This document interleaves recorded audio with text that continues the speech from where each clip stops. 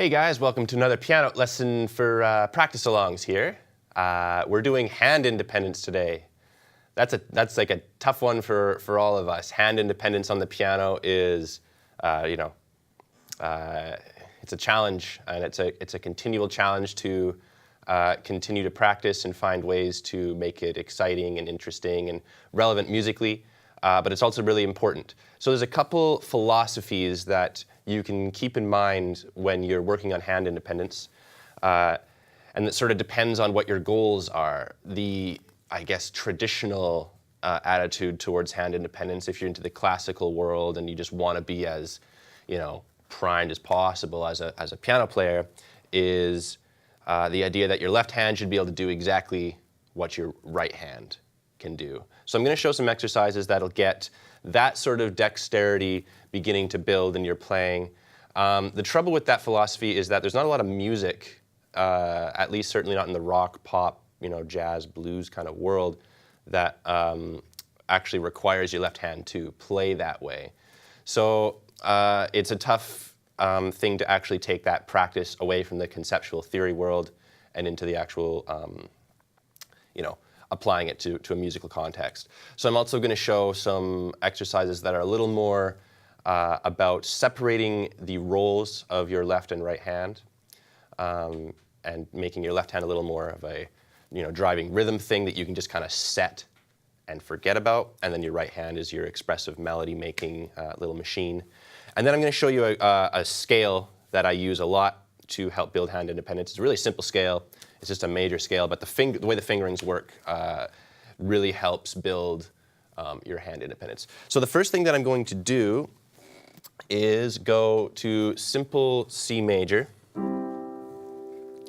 And this is a really great exercise that beginners can do, veteran pros can do. Anyone under the sun can do this. So what I'm going to do is, this is just a major scale exercise, and it's going to use contrary motion.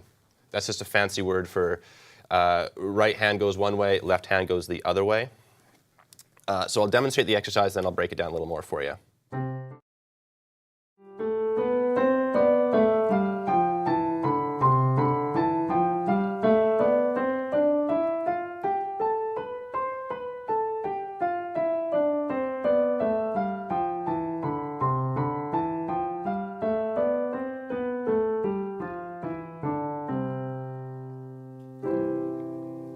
All right, so as you can see, that's just a C major scale, and it's working just in this octave range.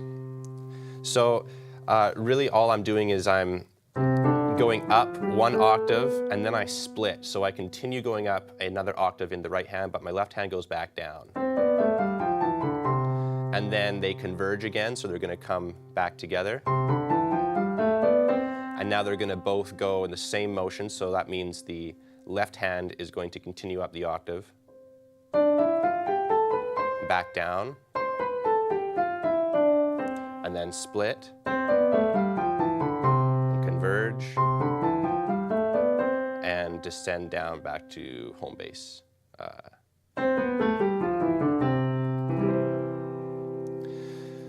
So that is a great exercise to do, mostly because your fingering obviously is different between your hands, and it gets you thinking about playing a continual musical pattern. It's kind of a longer exercise to do, and that gets you into this mindset that I find really effective with hand independence, which is don't think about every single, don't be thinking about every single fingering number as you're playing the whole phrase. So when I'm just playing a C major scale here, I'm not thinking to myself, okay, 1, 2, 3, oh, I gotta cross 1, 2, 3, 4, and then 2, 3, 4. I just find that to be too much information to be spinning in my head as I'm going about doing something and trying to still keep it musical. So what I do is I sort of put my hand on autopilot until those moments where I have to reset my fingering. So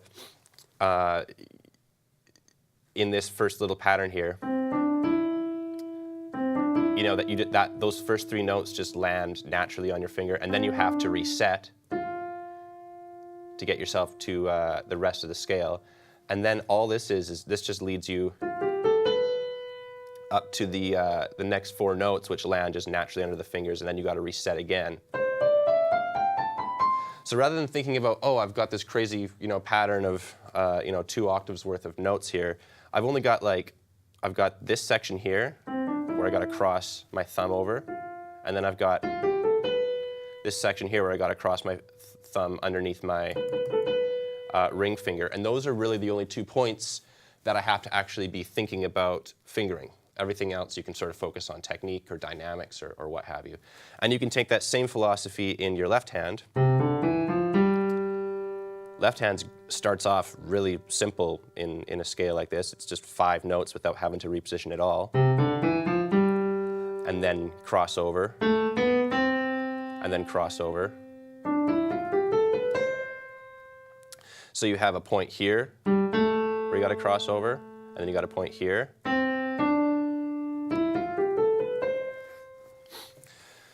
So I'm going to demonstrate this exercise at a nice slow BPM of, let's go to 90. So here's what 90 sounds like.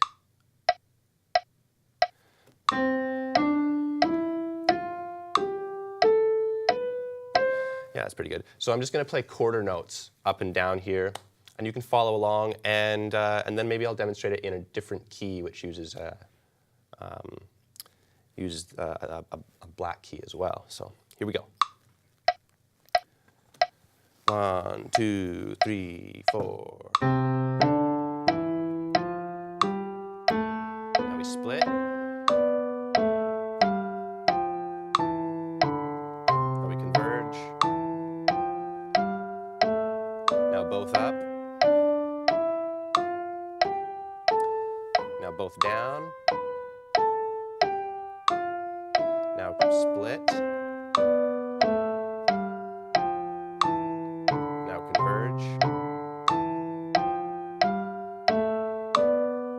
Now back down together.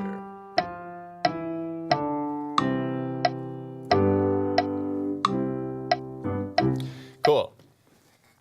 So the main thing with those, obviously, to focus on is sort of the 2 points where you're moving in contrary motion. So in my opinion, it's easier to come together than to come apart. Pardon me. It's easier to do that than it is to go. Especially once you start expanding across like the whole keyboard. I find if you're kind of, like if you can go totally excessive here and just start bottom C and then top C, and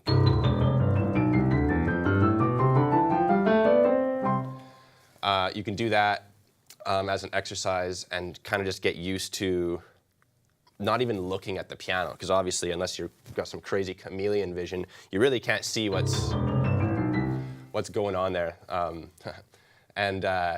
So it's more about understanding the spatial awareness of the piano. So yeah, there's kind of two mentalities, but that's I guess that's just kind of the cool thing about hand independence, is it's sort of about trusting that both hands know what they're doing, which is why the first step to developing hand independence is just developing confidence in each hand individually. Okay, so that was C major. Now let's just complicate things just a tiny amount. I'll demonstrate the exercise a little slower too if you want to follow along, because I know it's a bit more challenging to use a black key as well, because that just adds another wrinkle into the equation. So we're going to play in G major here.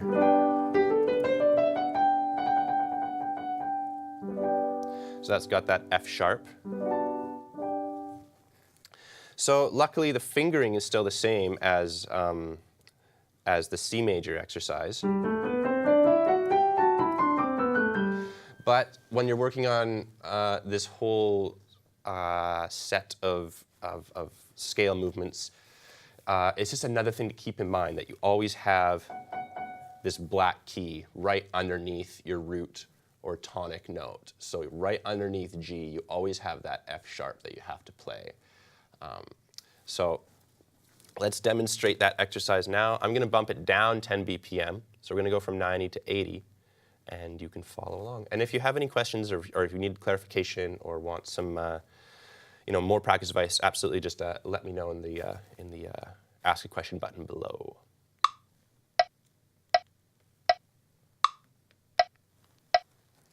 Okay, 1, 2, 3, 4. Now we split.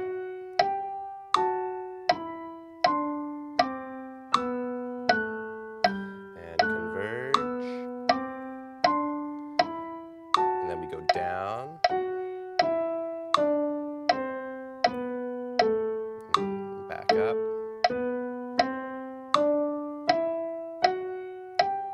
Oh, sorry, I did that wrong. Okay, 1, 2, 3, 4. Okay, we go up still.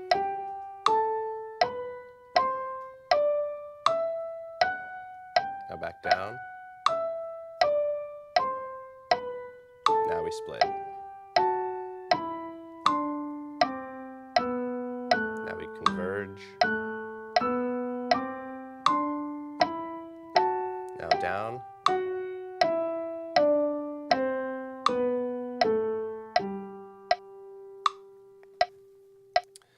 Okay, so yeah, you could just take that general philosophy and apply that to any of your scales. You don't have to just stick in your major scales. You can totally do minor.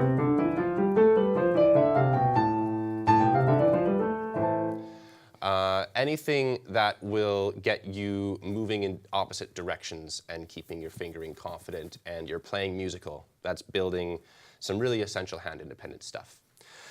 So speaking of making it more musical, here's a cool one that I like to do. This combines your major scale with your relative minor. If anyone's seen some of these practice alongs before, I like to use this as something just to build basic scale and kind of chord stuff, just because it sounds so cool. So I'm going to stick in the key of G, but here's the crazy thing. So the G is going to be in my left hand, but the relative minor, which is E minor, is what I'm going to be playing in my right hand. So my right hand is going to be playing that scale. So my right hand's going to be playing E minor, and my left hand's going to be playing G major. And it sounds really sweet. It sounds like this.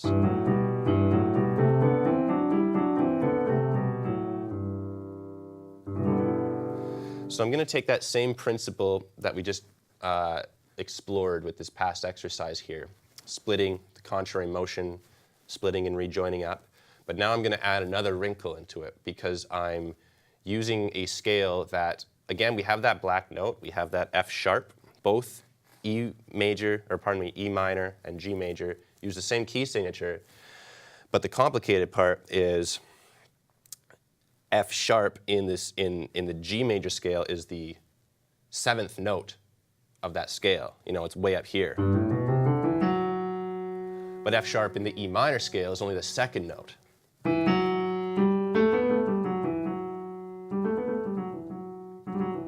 So it's this, it's something that we have to keep in mind as we're practicing, because that F sharp is going to come at different points. So I'm going to show you that exercise one more time, and then we'll move on to some chord stuff. 1, 2, 3, 4.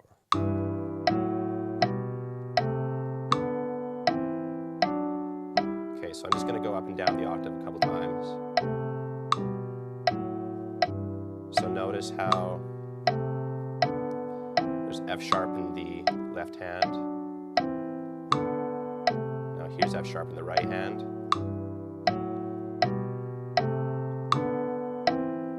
We'll go up and down the octave one more time. Okay.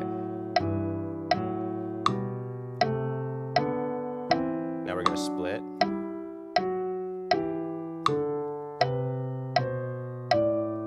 Now converge.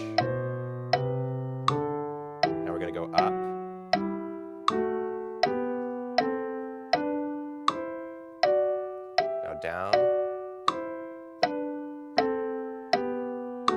split.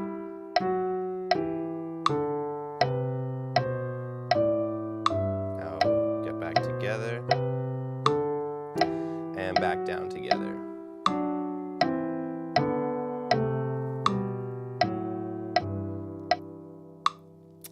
Yeah, cool. That's definitely tricky. Especially those moments where you have to split. I find a lot of times when I do make a mistake on that, it's because I'm just overthinking it. It's because I'm going, oh man, do I got all my ducks in a row here? Have I remembered? Do I got the proper fingering? Think about the black key, keep in time. It's just too much information to package in your head on the fly like that and still be kind of in the headspace of doing the exercise. So that's why, that time signature, or pardon me, that tempo, if that's too fast for you, like dial it back 20 BPM. Dial it back till it's like really, really slow. And that way, if you are still in this headspace where you're kind of having to think things through one step at a time as you're practicing, at least you'll have time to think, and you're not going to be feeling like you're bumped along by the tempo.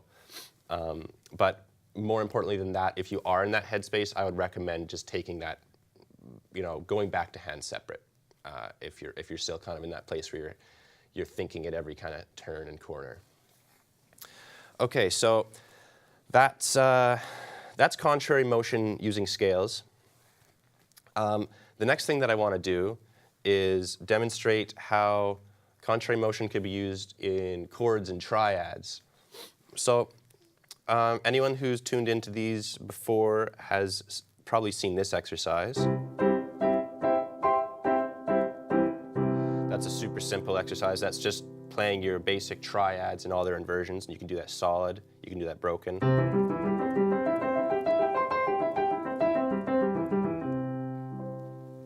So that's cool. But again, we're moving all in one sequence, one direction with both of our hands.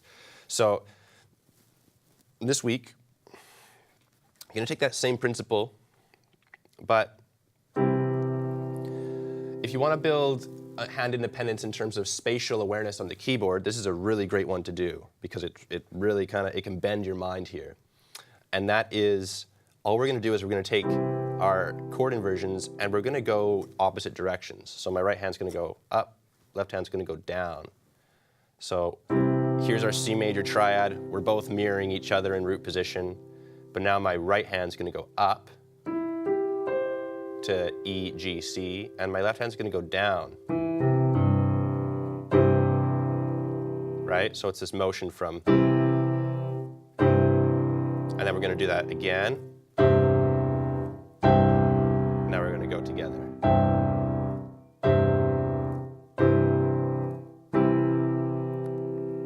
Okay, so that seems simple enough, but it can be tough if you're still learning how to navigate spatially. Do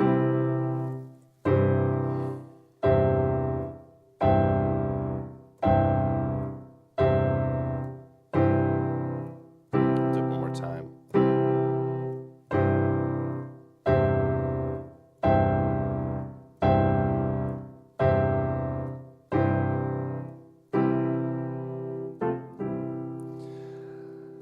Okay, so just a couple pointers on how I think about this to make this a lot easier.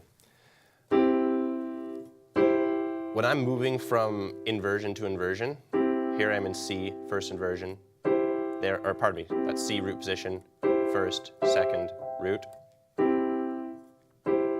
I'm kind of like, if I'm looking at anywhere on the keyboard, I'm looking at my thumb. My thumb is kind of my anchor point. So when I'm changing position, I'm kind of looking for that moment where my thumb is hovering over the next tone in the triad. So here it is at C, and then I move it, and then I notice it's on E. And because I've already practiced my fingering and I know the shape of the chord, I can confidently just kind of plunk my thumb down on the E and know that my 2 and 5 are just sort of waiting in position, so they're also going to land accurately too.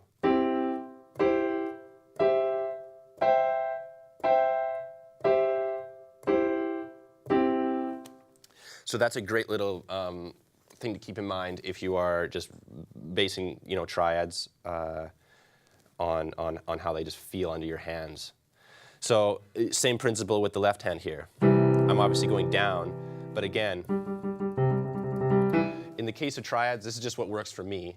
Maybe it'll work for you, maybe you got a different way of doing it, but I navigate with my thumb. My thumb is kind of like they're my feelers throughout the piano. So I'm going down, and I'm just looking for that moment where my thumb is hovering over the next note in my pattern. I know that because I'm just playing major triads here, this is just a C major chord, the only notes that I have to kind of keep in my awareness are C, E, and G.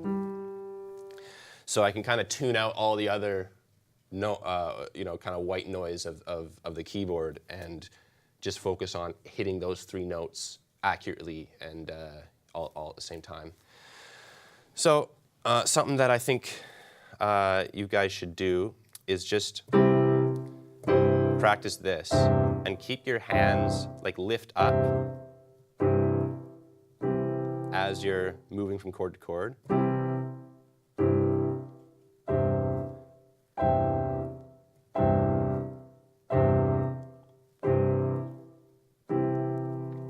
And you can practice that out of time. That's totally acceptable because you're practicing you're practicing sort of muscle memory. The next thing that you can do if you want to kind of soup it up a bit and make things a little more crazy is do broken triads in contrary motion. So that sounds like this.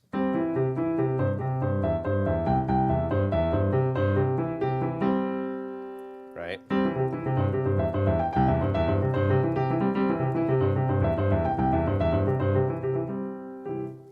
That's super satisfying once you learn to get it, because it kind of just all falls into place. So again, all I'm doing here is my hands are sort of mirroring each other in terms of their finger movements. I'm going thumb, 3, 5, thumb, 2, 5, thumb, 3, 5, thumb, 3, 5. But they're moving in different shapes up and down the keyboard. So I'm going to demonstrate that in C, and then afterwards, to make it a little more musical, I'm going to show an exercise on how to make this work with the 1 chord, the 4 chord, and the 5 chord. So here we are, C major, broken triads, contrary motion. I'm at 80 BPM here. 1, 2, 3, 4. We're just going to do quarter notes. 2, 3, 4.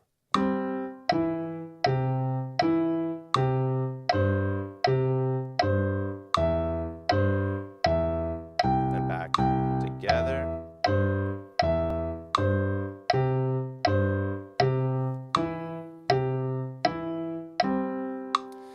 So the next thing that you could do,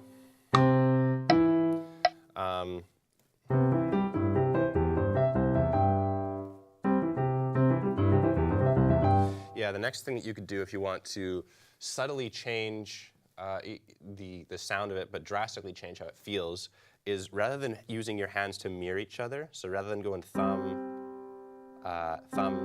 3 1, or pardon me, thumb 3 5, thumb 3 5 1 3 4. So those are all just building hand independence using really, really fundamental concepts. So if you're a total beginner and you think to yourself, oh, I want to start feeling confident about playing both hands together,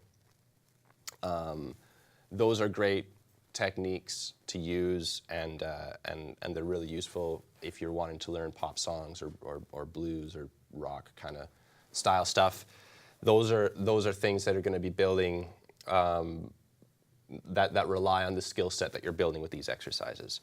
So the next thing that I'm doing is looking at how these exercises can be applied in a bit more of a pop music context. Oh, pardon me.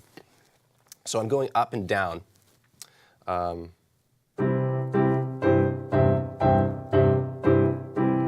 I'm going to play that same broken triad pattern,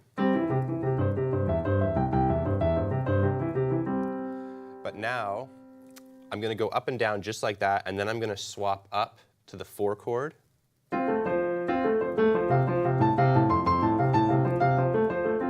that's F. And then I'm going to go back down to C. And now I'm going to go up to G.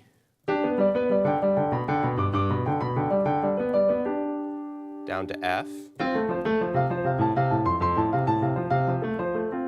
And then to C again.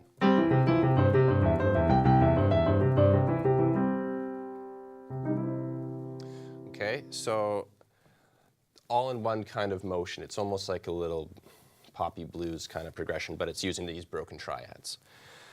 So let's go to 80 BPM. I'm going to turn the, oh, pardon me. Okay.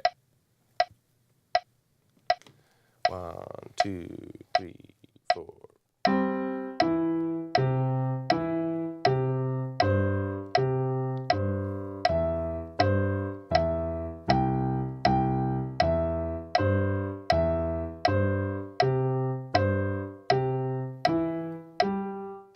Oops. That's what it's supposed to be. Now up to F. Sorry.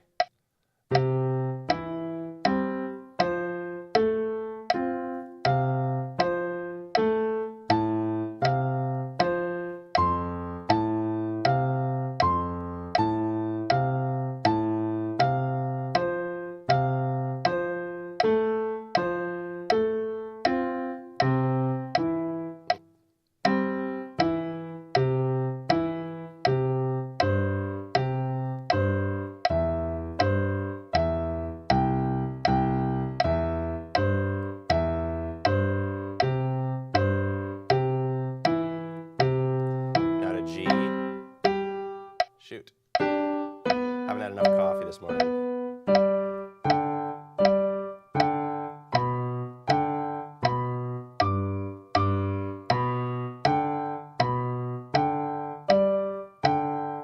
Now to F.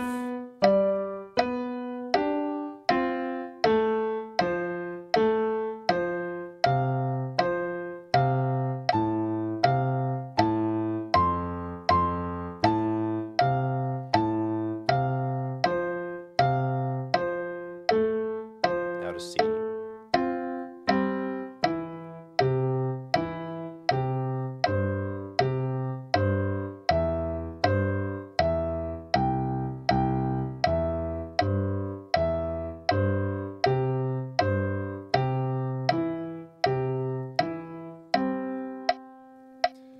All right.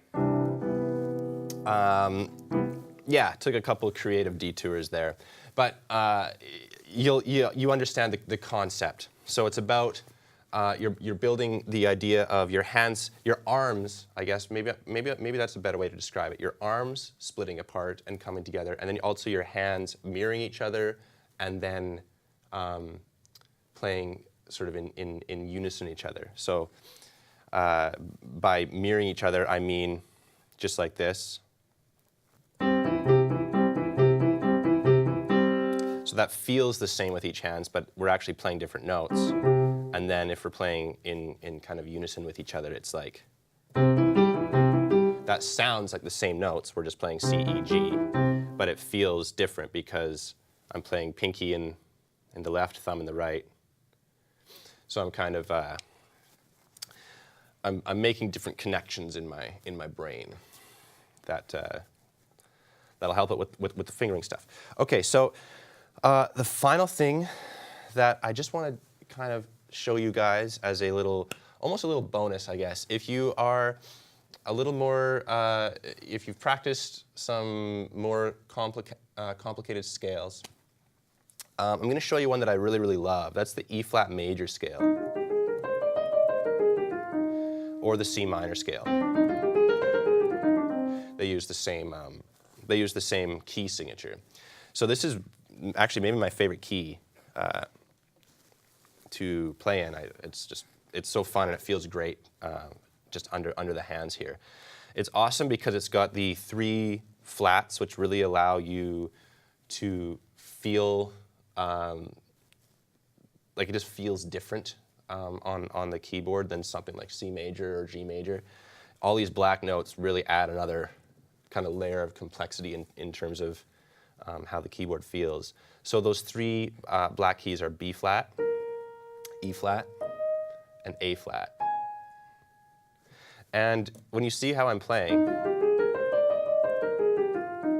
you know, you can just tell right then and there, oh, that's a different scale already, different kind of feeling or looking scale rather already. Just because I start on finger 2 versus my thumb. So I start on finger 2 and then I cross over. So I'll go over the fingering in the right hand really quickly, and then I'll show the left hand because even more craziness is going to abound here. So we have 2, and then we 1. So 2, 1, 2, 3, 4, cross, 1, 2, 3.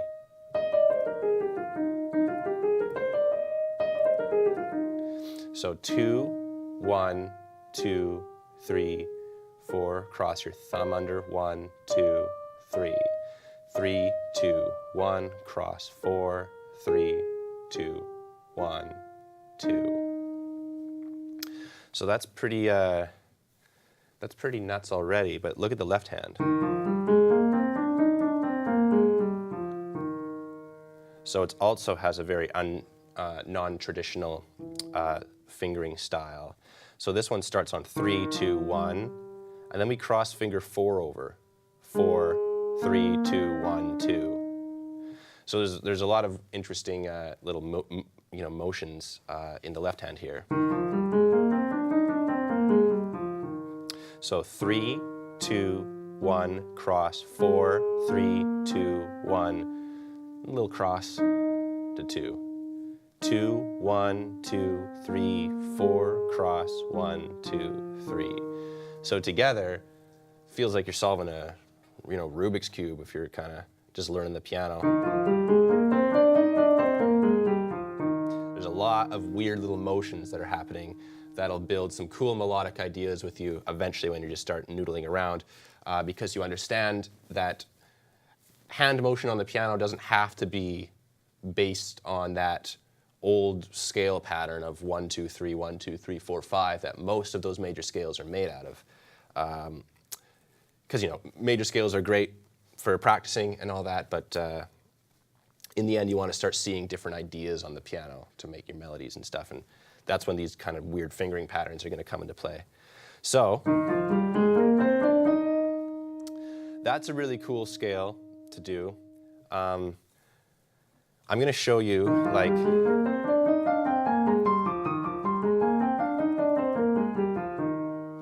let's go back to that first exercise that we did at the beginning of this lesson here. And I'm going to do that contrary motion thing, but this time with this scale pattern. And I'm going to go very slow here. I'm going to go down to 60 BPM because there's a lot of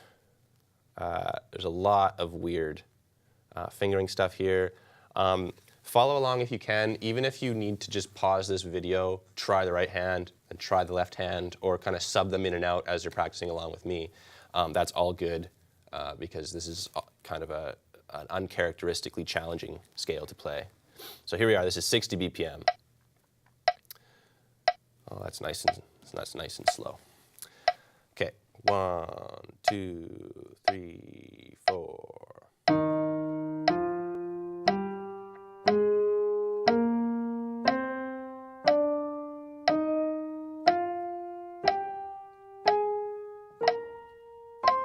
Now I'm going to split.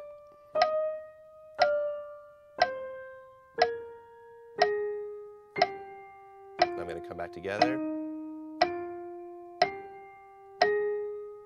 I'm going to go down.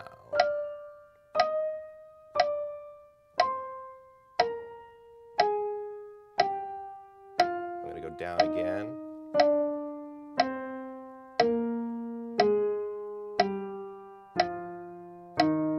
Back up. I'm going to split.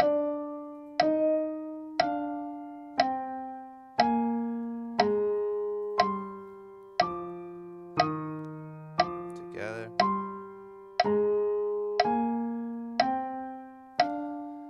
And back down.